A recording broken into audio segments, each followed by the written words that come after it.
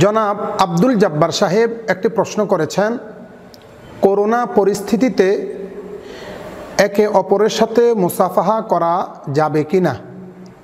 ইসলামী নিয়ম অনুযায়ী জবাব দিয়ে বাধিত করবেন। আপনার প্রশ্নের জবাবে আমরা বলবো, কারো সাথে মুসাফাহা করা এটা হলো রাসূল আকরাম সাল্লাল্লাহু আলাইহি ওয়াসাল্লামের একটি পবিত্রতম সুন্নত।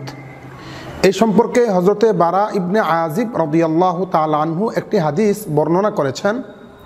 আবু দাউদ শরীফের 5213 নং হাদিস, বাবুন ফিল মুসাফাহা অধ্যায়ের মধ্যে হাদিসটি এসছে। ক্বালা রাসূলুল্লাহি সাল্লাল্লাহু আলাইহি ওয়াসাল্লাম, মা মিন মুসলিমাইনি ইয়ালতাকিয়ানি ফায়াতাসাফাহানি ইল্লা গুফিরা লাহুমা ক্বাবলা আন ইয়াতাফাররাকা ওয়া ফি রিওয়ায়াতিন ওয়া হামিদাল্লাহ আযজা ওয়া জাল্লা ওয়াস্তাগফারাহু গুফিরা লাহুমা আও কামা ক্বালা নবী সাল্লাল্লাহু আলাইহি ওয়াসাল্লাম। অর্থাৎ রাসূল আকরাম সাল্লাল্লাহু আলাইহি ওয়াসাল্লাম বলেছেন, যখন দুইজন মুসলিম ব্যক্তি পরস্পর সাক্ষাৎ করবে এবং মুসাফাহা করবে, আল্লাহ রব্বুল ইজ্জতের প্রশংসা জ্ঞাপন করবে এবং উভয়ের জন্য আল্লাহর কাছে ক্ষমা প্রার্থনা করবে, তারা পৃথক হওয়ার আগেই আল্লাহ পাক তাদের গুনাহ মোচন করে দেন। এ থেকে বোঝা যায় মুসাফাহার ফজিলত অনেক বেশি।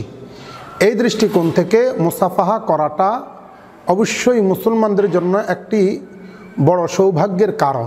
এখন কথা হলো, বর্তমান করোনা পরিস্থিতিতে কিছু সংখ্যক বিশেষজ্ঞের অভিমত হলো মুসাফাহা করার কারণে সংক্রমণ হওয়ার সম্ভাবনা রয়েছে, তাই সামাজিক দূরত্ব থাকাটাই শ্রেয়।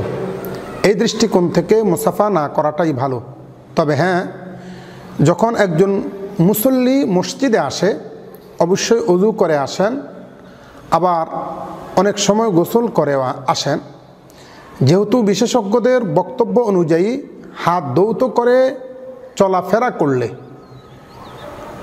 এই করোনা থেকে বাঁচার একটা অন্যতম শ্রেষ্ঠ উপায়।